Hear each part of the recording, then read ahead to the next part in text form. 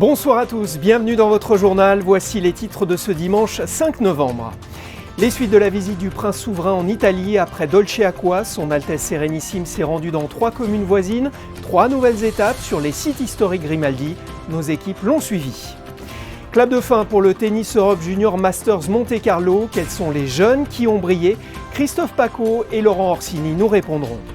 Grande soirée boxe hier soir au casino, le Français Souleymane Sissoko reste invaincu après 17 combats et le Gallois Joe Cordina conserve son titre de champion du monde. Cinéma, à la fin de ce journal, Chéri de Stephen Frears sera mardi à l'affiche du Théâtre des Variétés. Vincent Vatrican et Fabien Bonilla nous donneront envie d'y aller. Isola Bona, Apricale, Perinaldo, 3 villages italiens liés à la famille Grimaldi depuis 5 siècles. 3 sites visités hier par le prince souverain. Christine Datomel et Sylvain Péroumal étaient sur place. Reportage. La visite de ces 3 cités liguriennes revêt une dimension particulière puisqu'elle s'est tenue 5 siècles et 1 jour après la cérémonie de prestation de serment des syndics de ces petits villages italiens à Augustin Grimaldi, seigneur de Monaco et évêque de Grasse, comme nous l'explique Thomas Fouilleron. Les syndics, non seulement de Dolceacqua, mais d'Apricale, Isola Bona et Perinaldo, donc les 3 communes que le prince visite aujourd'hui, prêtaient le même serment de fidélité aux Grimaldi, puisque fiefs des Doria, ils passaient sous la protection, sous la souveraineté, selon leurs propres vœux, donc des seigneurs de Monaco. Samedi, dans ces 3 territoires italiens, le prince souverain a donc dévoilé, comme le veut la coutume, le panneau signalétique d'appartenance au réseau des sites historiques Grimaldi de Monaco, ainsi que la plaque commémorant sa visite.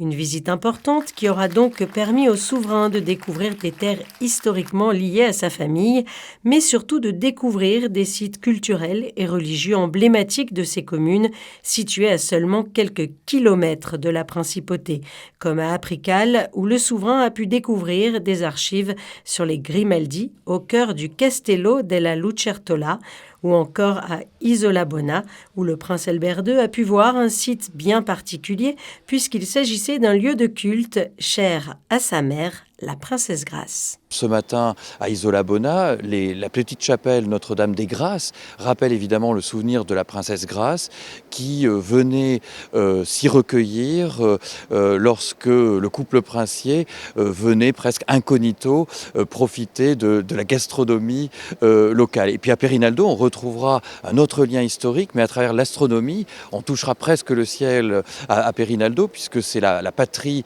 le lieu de naissance du grand astronome Cassini, et ça nous rappelle que les princes de Monaco, dès le XVIIe siècle, s'intéressaient à l'astronomie, à travers d'ailleurs un parent des Grimaldi, un astronome Grimaldi de Bologne, qui, avec Riccioli et avant Cassini, se sont intéressés à la topographie de la Lune. On doit à un Grimaldi la première nomenclature du relief de la Lune. Et à Perinaldo, malgré le mauvais temps, le prince Albert II a pu visiter cet observatoire astronomique municipal et signer le livre d'or, marquant ainsi son passage. Une visite ponctuée de plusieurs temps forts, comme la découverte de la demeure dans laquelle séjourna Napoléon Bonaparte, et une cérémonie officielle donnée non pas sur la place du village, mais au cœur de l'église San Nicolo, à cause d'une météo plutôt capricieuse. Mais pour le maire, l'adage reste le même que pour un mariage, une visite pluvieuse est une visite heureuse. È una visita molto voluta, i perinatesi sono entusiasti. E quando ero a tavola parlando col principe, lui mi ha detto: conosco Perinaldo, non lo conosco come lo conoscete voi, chiaramente, però lo conosco. E il principe Alberto è veramente una persona a modo, una persona che si concede, è una persona particolare. Lors de ce déplacement, le souverain a pu participer aux différentes cérémonies officielles organisées par les mairies, en présence de la délégation monégasque et des autorités régionales, mais surtout partir à la rencontre des populations locales tout en marchant sur les pas de ses ancêtres. Des moments toujours très appréciés par le souverain et par les habitants des communes. Vous avez pu suivre les finales tout au long de la journée en direct sur Monaco Info. Le Tennis Europe Junior Masters Monte Carlo a livré son palmarès entre 2 rafales de vent. En duplex avec nous, Christophe Pacaud et Laurent Orsini. Bonsoir. L'avenir du tennis. Aujourd'hui au Monte Carlo Country Club, finale magnifique pour les jeunes Européens des moins de 14 et moins de 16 ans, garçons et filles. On s'est régalé et toutes les conditions étaient réunies. C'est moins qu'on puisse dire, Laurent Orsini. Oui, c'est vrai, il a fait beau, il a fait chaud, il y a eu du vent. Il y a eu la nuit qui est tombée, la lumière artificielle et on a vu du très très beau tennis aujourd'hui. Ça a commencé ce matin dès 10h avec le franco-libanais finaliste des petits as, Daniel Jad. Monstrueux, hein, très très fort face au numéro 1 dans sa catégorie d'âge, c'est-à-dire les moins de 14 ans. Oui, victoire sans appel, 6-1, 6-1, rien à dire, il a dominé cette finale du premier au dernier point. On se souvient également de ce garçon qu'on a vu champion de France. Ça veut dire qu'on le reverra bientôt ici à Monte Carlo, peut-être dans 3-4 ans. Ah oui, je pense, c'est un des espoirs du tennis français. Je pense qu'il a hâte de revenir sur ce cours-là pour le Rolex Master. C'est lui qui nous a fait la plus grosse impression ce matin. Juste après, on a eu droit aux jeunes filles et on a vu Yana succéder à Anna qui s'est imposée en moins de 16 ans. C'est Yana Kovakova qui a gagné. Oui, c'est vrai, qui a joué relativement relâché, mais qui a gagné facilement, sans trop forcer son talent, une finale aussi assez rapide. On a retrouvé ensuite les moins de 16 ans et là on voit tout de suite qu'il y a plus de puissance déjà 2 ans plus tard. Hein. Oui, c'est vrai, c'était là vraiment du tennis plus accroché, avec beaucoup plus d'échanges, beaucoup plus de combats, des matchs avec des rebondissements. Mais la victoire du Hongrois qui a fait un très très bon match du premier au dernier point. Avec Kolos Kingsey, il faut retenir son nom parce qu'il a tout pour lui, hein, pour l'instant, notamment une grosse première balle de service et déjà beaucoup d'aplomb, on l'a remarqué chez jeune. Hein. Oui, c'est vrai, et puis il était déjà, je lui ai posé la question, il était déjà venu ici, il nous avait dit, pour la Kinder Cup en moins de 12 ans, il avait déjà gagné, donc il connaissait là.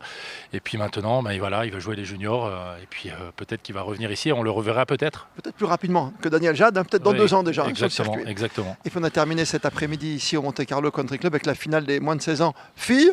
Premier set dominé 6-0 par Yeline Van Drom. Ensuite, c'était plus difficile face à une joueuse serbe qui s'accrochait jusqu'au bout. Hein. Oui, c'était accroché. Après, on sait après le premier set de voir un 6-0, 6-0, c'est ce qu'on disait à l'antenne. Et puis, c'était sans compter sur la combativité et la très très belle attitude de cette joueuse serbe. Mais c'est la joueuse belge qui l'emporte et assez logiquement. On s'est régalé, vous l'avez compris, toutes les équipes de Monaco Info ici sur place au Monte Carlo Country Club. On vous donne rendez-vous avec tous ces jeunes, tout simplement, l'année prochaine. Merci Christophe Pacaud et Laurent Orsini. Le casino transformé en ring de boxe. Le Monte Carlo Showdown, prestigieux rendez-vous de boxe anglaise, a tenu hier soir toutes ses promesses. 2 champions du monde mettaient leur titre en jeu. Le Gallois Joe Cordina l'a conservé. Le Sud-Africain Saive Nanchinga l'a perdu. Très attendu aussi, la victoire convaincante du Français Souleymane Sissoko. Le récit de Justin Hadel.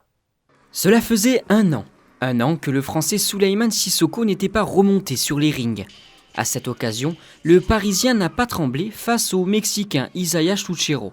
Dans un combat à sens unique, le numéro 3 au classement WBC des welters était là pour défendre sa ceinture internationale après 16 combats et aucune défaite. En difficulté seulement lors de la première reprise, Sissoko a envoyé son adversaire au tapis à la deuxième. Le Français s'est montré plus tranchant et précis durant le reste du combat, tout en contrôlant son jeu, avant de remporter la rencontre sur décision unanime des juges. Invaincu donc depuis 17 matchs maintenant et toujours détendeur de la ceinture WBC Silver, il attend désormais l'opportunité de rafler les titres mondiaux de l'Américain Terence Crawford, qui détient les 4 ceintures. Le cross du Larvoto, 46e édition. Comme chaque année, l'événement a attiré de nombreux sportifs et curieux. Les organisateurs ont dû adapter le tracé aux conditions météo, avec cette année moins de sable et plus de bitume. Justin Hadel et Jean-Alexandre Dordet nous racontent. Top départ pour le cross du Larvoto. Pendant toute une matinée, des coureurs jeunes comme plus âgés ont tout donné pour tenter de remporter cette nouvelle édition. On a plus de 400 participants. On est très très heureux parce qu'on a un très beau temps et c'était pas gagné. Il y a eu les intempéries hier, donc à cause des mouvements de sable, on a dû réduire la partie sable. Donc du coup on a augmenté la partie sur le dur pour respecter les distances. Donc on a dû s'adapter. Parmi les différents groupes, un attire particulièrement notre attention, celui de l'association sportive monégasque de Joëlette. Avec ces 2 équipes, l'objectif est simple, faire vivre la course à des personnes à mobilité réduite. C'était notre 2e participation au niveau du cross du Larvoto. On était déjà venu en 2022 sous les couleurs de la Fondation Princesse Charlène. Et aujourd'hui, donc, on est revenu avec 2 joëlettes. Je rappelle que les joëlettes, ce sont les outils de transport qui permettent de réaliser ce genre d'action. et ça nous a permis de partir d'un sport individuel à en créer un sport collectif. Et pour aujourd'hui, les deux pilotes que nous avons, le premier c'était Alessio De Marte, c'était un enfant âgé de 11 ans, et le deuxième c'était un adulte, monsieur Renato Piccino, qui est ici avec moi. Moi je me sens bien puisque je participe avec les amis, on fait ça entre amis, quoi. On commence à se connaître puisque ça fait plus d'une année qu'on fait ça ensemble, donc c'est pour ça. Puis j'aime beaucoup être avec tout le monde, quoi. Ça nous permet de nous intégrer par rapport à l'handicap et on est comme tout le monde, quoi. Donc c'est ça qui est l'intérêt, il est là. Au niveau des résultats de cette 46e édition, l'ASM monte plusieurs fois sur le podium des différentes courses, même s'il ne faut pas oublier une chose, l'essentiel c'est de participer. Première défaite de la saison pour la Roca Team en Betclic Elite. 48 heures après sa victoire à Milan, Monaco n'a pas réussi à enchaîner sur le parquet de Nancy. Score final 94-86. Prochain match vendredi à Gaston-Médecin en Euroleague face à Lyon-Villeurbanne. Voilà pour l'actualité sportive très riche de ce dimanche. Retour à présent sur la prestigieuse cérémonie de remise de prix de la Fondation Prince Albert II. C'était la semaine dernière à Philadelphie en présence du prince souverain. L'occasion de saluer les personnes et organisations pour leur engagement en faveur de la préservation et du progrès de la santé planétaire. Notre correspondante aux États-Unis, Alexandra Pani, y était. Oui, bonsoir à vous. J'ai pris un petit peu de la hauteur, vous pouvez le voir, pour vous faire découvrir ce panorama sur la ville, puisque c'est un petit peu plus loin derrière moi, au Perelman Theater, situé en plein cœur du centre culturel de Philadelphie, que s'est déroulée la prestigieuse cérémonie des prix de la Fondation Prince Albert II de Monaco. Ce vendredi soir, on revient sur cette soirée. Honorer un engagement en faveur de la préservation de notre planète, c'est là tout l'enjeu de cette cérémonie. 16 éditions déjà pour la Fondation Prince Albert II de Monaco, où les individus et organisations qui œuvrent au quotidien pour la santé de notre planète sont mis en lumière. On veut souligner vraiment l'engagement profond de toutes ces individualités ou entités qui aident à faire une différence. Et je crois que c'est ça qui est important aujourd'hui, de voir qu'il y a des avancées très sérieuse et qu'il y a des gens qui s'engagent de manière durable et forte. 3 récipiendaires ont été récompensés cette année. 3 talents du monde entier dans différents secteurs d'activité et depuis le Covid, nous avons décidé de présenter des prix pour la santé planétaire articulés autour de 3 axes, donc la science à chaque fois, car sans la donnée scientifique, nous ne pensons pas que les actions soient possibles, donc c'est au cœur de tout notre engagement la science. Deuxièmement, un prix qui récompense la sensibilisation, la médiation, les activistes aussi. Et un 3e prix, beaucoup plus novateur, qui récompense des entreprises durables. La société Ecovative, une entreprise spécialisée dans les biomatériaux et plus particulièrement le mycélium, une partie du champignon utilisé dans les domaines de la mode, de l'emballage et de l'alimentation. L'expert allemand de renom Hans Otto Portner, dont ses recherches se focalisent sur comment les changements dans les environnements marins influent sur les espèces vivantes qui y habitent, et Dominique Palmer, une militante pour la justice climatique britannique. It doesn't matter who we are, every single person can be involved in climate action. Every single person has the power to enact change, and giving people that sense of empowerment and to feel inspired and to also feel hope about the future and know that climate justice is also about social justice and everything we hold dear. And so now is the time to rise up, and truly every single one of us can do that. La soirée s'est poursuivie non loin de là, dans l'un des édifices historiques de Philadelphie, le Masonic Temple, où s'est déroulé le dîner de gala au profit de la Fondation. Rappelons que la FPA2, depuis sa création en 2006, c'est plus de 750 projets soutenus autour de la santé planétaire et 101 millions d'euros de subventions. Fini les voitures ventouses dans les parkings publics, ces voitures abandonnées ou immobilisées depuis des années sur un même emplacement. Une ordonnance souveraine et 2 arrêtés ministériels dotent le service des parkings publics de Monaco de nouveaux moyens d'action. Ces véhicules pourront être plus facilement mis en fourrière aux frais du propriétaire, ce qui permettra de libérer des places. Notre série à présent, ceux qui font Monaco. Vous avez peut-être déjà franchi la porte de ce magasin pour ajuster une robe ou raccourcir un pantalon. Coup de projecteur ce soir sur MC Retouche. Sa gérante Annie Pérez est passionnée par son travail et vous a convaincu, Julia Vial. Bonsoir.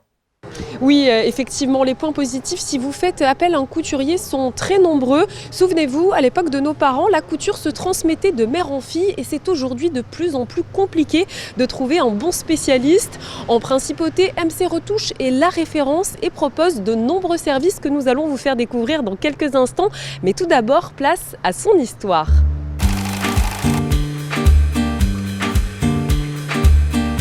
L'histoire d'MC Retouche, elle date depuis très très longtemps. En fait, c'était deux sœurs, qui se sont installées dans le marché à l'époque. Et elles étaient à l'étage en fait, elles étaient un petit peu cachées. Et puis elles ont travaillé là pendant quelques années. Et ensuite, quand ils ont restauré donc le marché, elles ont eu l'occasion de venir ici. Pour moi, la fermeture est claire, elle tiendra le pantalon. Au revoir mesdames. La passion, elle s'intègre à la couture en fait, parce que effectivement, lorsque vous faites de la couture, il faut avoir une certaine dextérité, il faut avoir une vision en fait. Quand vous faites quelque chose dans la retouche, il faut avoir la vision de la finition, de comment ça va donner au final, que ce soit du montage, que ce soit de la réalisation d'un modèle, que ce soit pour de la retouche aussi, parce que même pour la retouche, il faut quand même se donner l'idée de ce que ça va donner avant de pouvoir le commencer. Ça va de la simple retouche, c'est-à-dire un ourlet de pantalon, un ourlet de robe quand c'est trop long. Et puis ça peut aller aussi soit pour agrandir des modèles, soit pour rétrécir des modèles. Quelquefois, on a des vêtements qui sont depuis quelques années, mais qu'on a une belle texture, qui a une belle qualité, qu'on veut garder. Donc effectivement, s'il y a quelque chose à faire, c'est bien de venir et en fonction de ce que je peux proposer, voir si la cliente est satisfaite ou pas. Et on peut garder encore le vêtement encore quelques temps. Quelles sont les qualités, Annie, pour faire une bonne couturière? Oula. Eh bien, en fait, voilà, beaucoup de patience, parce que ça, il en faut. La passion, l'amour de ce qu'on fait et le travail bien fait, l'amour du travail bien fait. Et voilà, après, je ne sais pas quoi vous dire comme qualité en fait, parce que pour moi, j'ai toujours fait ça et ça me plaît et j'aimerais pouvoir continuer encore longtemps. Alors n'hésitez pas à franchir le pas si vous souhaitez donner un coup de jeune à toutes vos pièces fétiches. MC Retouche se situe juste à côté de la place d'Armes. De la couture à la haute couture, le bal des princes et des princesses se tenait hier soir dans la salle Empire de l'Hôtel de Paris, sous le haut patronage de son Altesse Sérénissime le Prince Albert II. Une partie des fonds recueillis lors du gala seront reversés à la Fondation Princesse Grace de Monaco. On vous emmène maintenant au cinéma découvrir ou redécouvrir le film Chéri de Stephen Frears, adaptation du roman de Colette qui nous replonge au début du siècle dernier entre courtisanerie et aristocratie. Ce film sera projeté par l'Institut audiovisuel ce mardi à 20h au Théâtre des Variétés. Vincent Vatrican et Fabien Bonilla. Vincent Vatrican, bonsoir. Bonsoir Fabien. Chéri, c'est pas vous que je parle, hein. Mais Chéri, c'est le titre du film dont on va parler, c'est un film de Stephen Frears. Qu'est-ce que vous avez envie de dire sur ce film? Déjà qu'il est tiré d'un roman de Colette. Oui. C'est même pour ça que vous c'est même pour ça qu'on le présente, puisque avec la Fondation Prince Pierre. C'est un hommage à Colette, puisqu'elle aurait eu 150 ans, et que, comme vous le savez, Colette est très liée à Monaco pour avoir été la première présidente du Conseil littéraire de Monaco en 1951. Je trouve que l'adaptation de Frears, et je vais essayer d'expliquer pourquoi, est quand même très enlevée, respectant l'esprit de Colette et en même temps très proche de ce qu'on aime dans le cinéma de Stephen Frears. Donc c'est pour ça qu'on a choisi ce film. J'ajoute également que dans cet hommage, la veille, il y aura une conférence qui va être donnée au même Théâtre des Variétés, donnée par Antoine Compagnon, qui présentera également l'œuvre de Colette. Donc en partenariat avec la Fondation Prince Pierre et les Archives du Palais, on a mis sur pied cette double programmation, conférence et cinéma, donc pour le cinéma Chéri, réalisé par Stephen Frears. Avant d'aller plus loin, l'histoire, en quelques mots.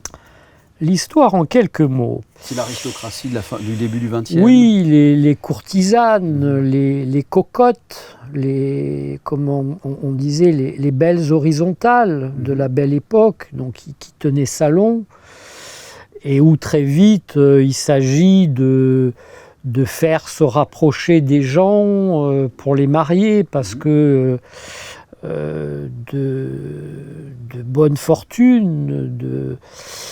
Et donc là, l'histoire de Chéri, jeune homme d'une vingtaine d'années, qui tâtonne, ne sait pas trop ce qu'il veut faire dans sa vie et de qui est réellement s'amouracher. Voilà, joué par la formidable Kathy Bates. Et donc, c'est Léa, courtisane d'une cinquantaine d'années, donc de 30 ans son aîné, qui est chargée un peu jouée par Michel Pfeiffer, dont on se souvient qu'elle jouait dans Les Liaisons dangereuses. Du même réalisateur. Du même réalisateur, premier film tourné aux États-Unis par Stephen Frears. Michel Pfeiffer, donc Léa, qui va en quelque sorte faire son éducation, évidemment secrètement, mais assez vite tomber amoureuse de lui. Dernière question, en 2 mots, pourquoi il faudrait aller voir ce film ? Parce qu'il est programmé par l'Institut audiovisuel et qu'on programme que des très bons films. Ça suffit comme réponse, c'est parfait. Parce que c'est un film réussi, justement, alors qu'on attendait peut-être... on l'attendait au tournant avec ça. Voilà, on n'attendait plus grand-chose de Frears, et puis il vient avec ce film un peu décalé. Hein. C'est vrai que peut-être que ce cinéaste pêche aussi un peu trop par modestie, à force de vouloir se sentir toujours très libre d'adapter ou d'écrire et réaliser les films qu'il veut avec des budgets sans contrainte. Il finit par construire une filmographie où on a peine à se retrouver. Donc quand un film justement en ressort, il vaut mieux le mettre en avant, c'est ce que nous faisons, puisque bon, Stephen Frears reste quand même dans l'histoire du cinéma et du cinéma britannique un cinéaste d'importance comme les Ken Loach par exemple aussi. Allons voir Chéri, merci Vincent. Merci Fabien. How do I look in this bonnet? Like an old convict. Now the skin's a little less firm. It holds perfume so much better. On passe à la météo, le soleil s'installe et le vent faiblit en ce début de semaine. Bonsoir Justin Hadel. Effectivement Sébastien, le soleil est de retour après des jours nuageux voire pluvieux, mais attention, cela ne va pas durer, donc profitez-en. Les nuages reviendront en principauté en milieu de semaine. 12 à 19 degrés sont attendus malgré un ressenti qui ne devrait pas dépasser les 14 degrés. Il y aura donc moins de vent par rapport à aujourd'hui, une journée plus douce vous attend. Concernant la température de l'eau, ça ne bouge pas avec un thermomètre bloqué à 19 degrés. Le soleil se lèvera à 7h10 et vous pourrez admirer le coucher de soleil à 17h16. Sainte-Berthille et Saint-Léonard, demain c'est votre jour. Merci Justin, c'est la fin de ce journal. On se quitte comme tous les dimanches avec le flashback de la semaine. Prochain journal demain à 19h avec Émilie Rousseau. À bientôt sur Monaco Info.